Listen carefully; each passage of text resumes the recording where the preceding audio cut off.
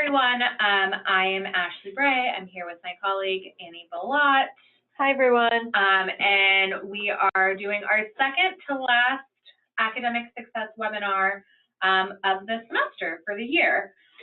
So we will have one more coming up, which I will remind everyone of. As always, you can stay connected with us with our social media accounts. Facebook is ARC Georgetown, and Instagram is at @ARC_Georgetown.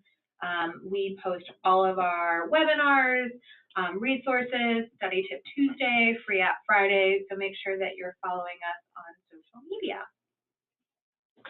Like I said, today is our second to last webinar of this year.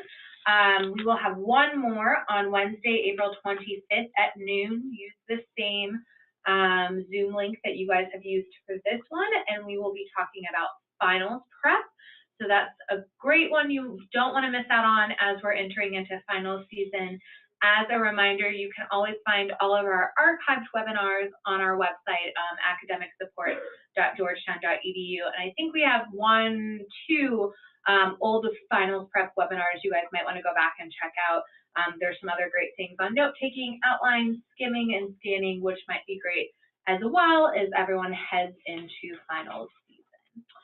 All right, so we're going to go ahead and get started today on today's topic. All right, so now we're going to talk about some group work, and group work is really something that is applicable during your studies in college, but also it's something that translates when you leave college and into the professional world.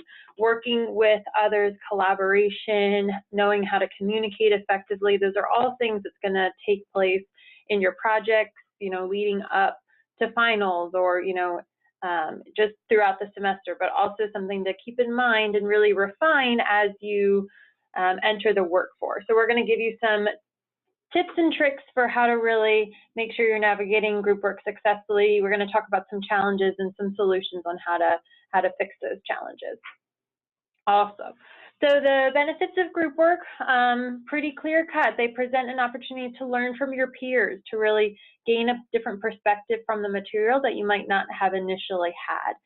Ashley and I talk about teaching one another. Materials are really good study strategy. So this is, again, a really good benefit of group work, to teach it to one another, to really share your insights, and you could really develop a deeper understanding. You could fill, some holes of information that you might not have known were there, but that's really one of the main benefits of group work. It's an active approach to your learning. So instead of just kind of looking through your book and studying on your own, which is a really good strategy, but really kind of channeling other people's and asking their insights and having a conversation is a really good active way of cementing the information a little bit deeper, and again, really kind of developing a different understanding of the materials that you might not have had prior. It increases your comprehension. Again, it's a really great way to identify areas of confusion. If you're talking with a classmate or a peer on a project and they have a different perspective, you could say, oh man, that really makes sense to me, the way that they described it, or way they used a certain example. Something that maybe was a little bit confusing to you in class could really be cleared up while working with your peers. And again, a really great suggestion is, if you do identify those areas of confusion, schedule time as soon as you can with your TA, your professor, during their office hours to really clear up any additional confusion, to kind of refine your understanding of the material, and really make sure that you're aware of kind of where that confusion came from and clear up any information that you might have missed. Again, really making sure group work, it's really about cooperation, teamwork, being effective communicators. So we're going to kind of dive into a little bit further information on what you should actually be doing at your first meeting. So you have a project, you have a task at hand that's been assigned, and what should really be the steps that you tackle during your first meeting. So, of course, you probably know each other a little bit if you're in class, but the first thing, really exchange contact information, get to know one another, taking the time to ask about hobbies, and maybe you guys are in different majors, or you have different concentrations, or you're in maybe different clubs and organizations across campus. So really developing that rapport is a really good strategy, especially in the first meeting. Exchanging that contact information and really honing in on what times you will be meeting throughout the semester, throughout the week, whatever the task at hand needs. So making sure that information is exchanged during the first meeting is really good, so there is no confusion later on about when you're meeting, what times you're meeting, all of that's already been established. Determining a place on campus to meet for future meetings. Is it going to be a classroom? Is it going to be a conference room? Is it going to be a coffee shop down the road? Getting that information squared away in the beginning will help alleviate any issues later on. And then, of course, creating a plan and setting a time frame for completing the task. So if you know the project and the larger components of the project, maybe breaking it down during that first meeting to say, okay, I feel like this is the first step we need to take, and then we're going to take this step. Really breaking it down like we recommend breaking down reading load or writing a paper, breaking it down into smaller steps so that it becomes more manageable is a really great thing to do and to keep in mind at your first meeting. And of course, at the end of your first meeting, schedule your second meeting.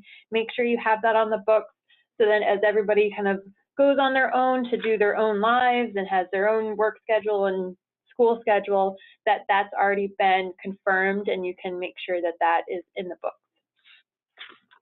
Okay, so what should you be doing at subsequent meetings? Okay, so you've already had the first meeting, we kind of went through certain guidelines for that. At other meetings, really important to do some evaluations and check-ins on your progress. It could just be an informal kind of gut check. All right, where are we in the steps? Maybe we made an outline the first meeting about the different tasks that we're going to take in order to complete this larger project. Where are we? What is our timeline? Are we approaching a deadline and we maybe need to pick up the pace on something? Or are we making pretty good progress and we can maybe take a little bit more time to dive deeper into research or to, explore the topic a little bit more thoroughly? So really evaluating the progress is something important to think about, and maybe you start with that at each meeting just to kind of do a gut check, see where you're at, and then move forward. Have you incorporated any feedback from your professor or TAs or peers? Maybe there's some peer feedback from other groups that you can incorporate. Maybe professor has made suggestions in the classroom that you need to kind of incorporate into your work with your group. So maybe incorporating any of that feedback or evaluating that feedback and figuring out where does it actually fit in. Setting clear and manageable goals is really important, making sure everyone's on the same page, you know what work is going to be completed during each session. And we have a shout out to a SMART goal worksheet on the ARC website, which is downloadable. You can fill it in. It's a really great way to just make sure that your goals are being realistic, they're manageable, so something that you could incorporate within your group work sessions. And deciding what material or tasks you want to cover in each session. So that's obviously very important, but things to consider is it relevant? Is what you guys are deciding to work on, does it make sense for the project, or are we kind of getting off on a tangent? So making sure that the tasks and the material that you're doing is very relevant. Do you understand the underlying concepts addressed? Maybe there's some misconceptions about an underlying concept or information, and that needs to be cleared up first before diving deeper into it. Can you divide up key concepts into subgroups or divide the material amongst group members to teach it? So maybe everybody gets a part of information and everybody kind of comes together in certain meetings and teaches what they learned or what they found from the research. Again, a really good study strategy, but making sure the information is kind of divided up amongst group members is a really good approach. And then pinpointing any follow-up questions to address in class. If everyone has the same questions or if there's a real big confusion as to a certain concept, make sure it's brought up in class or during office hours to really make sure that information is cleared up. Great. So we wanted to kind of end this webinar on identifying a couple of challenges that we've seen from our research with GroupWorks that students have shared with us, and then propose a couple of solutions for you guys to work through as you're in your next group project, in your next group work for your class. So challenge one, coordinating schedules. And I think this is one of the challenges that makes it hard and makes it difficult to get that group work started. We all are living very busy lives. I know you guys have a lot going on between classes, extracurriculars, sports, jobs, personal lives. So I think this is a great foundation for just some good ground rules for every group project you do from here on out. First up, share calendars. I think that makes it really easy and really transparent to see where people have openings and free time. My recommendation would be to schedule all your group meetings in advance. I think that's one of the best tips that we can give, because if it's on the calendar, it's harder to move. You know that commitment is there, and you can schedule some other things around it. Set reminders for meetings. Use that Google app in your phone to set the reminder for the meeting, even if it's an hour before, a day before, to make sure you don't forget about it. And also use that reminder app to make sure that you are logging in all the tasks that you complete or things that are due for the group project. That way you're not kind of letting things slip through the cracks. Set up a Google Hangout or Zoom session if you can't make it at the same place all at the same time. We use Zoom here a lot. It's really helpful when people are in different locations. And Google Hangout and Zoom both have cool features where you can share screens and write on PowerPoints together. So it helps still kind of simulate that group work environment feel if you were all in the same place. Determine the best and most effective communication method. This might not be the same for every group. Is it a group text chat? Is it GChat? And we'll kind of go through some more options a little bit later, but figure out what works best for your group and use that and stick to it. And then again, set deadlines, give some extra cushion at the end of the project for any unexpected emergencies. I think one of the things that you should first do when you kind of get into a group is find out, okay, this is when the project is due, and then maybe a day or two before set a deadline to have everything in, because I think a lot of times students, and we all forget about like last minute changes and just integrating all the work together. So make sure you fill in some buffer time on your calendar as well. Challenge 2, workload distribution. And this is something that I think is often a common complaint with students, is they always feel like they're the ones who ends up doing all the work in a group work. So some solutions: clarify roles and responsibilities. This should be done, I think, as Annie mentioned, at your very first meeting.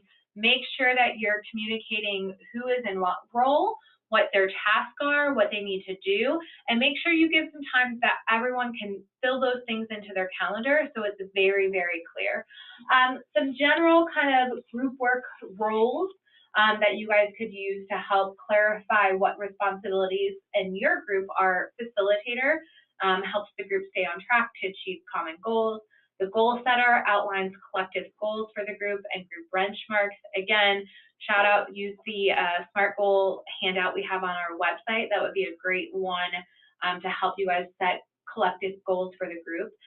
The evaluator defines and monitors progress, so making sure that you're meeting those checkpoints, that you're staying on task, that you're not getting too far behind. And then the note taker documents progress, next steps, challenges, and accomplishments that you've achieved already. And they're a great person to kind of help stay organized with all the documents and papers and everything moving around. And then just to remember, each team member's role is important to the overall group goal and its success for completing the task. And I think going into group work with kind of an attitude of flexibility, we all have kind of ebbs and flows to our lives. Some weeks might be harder than others for some people.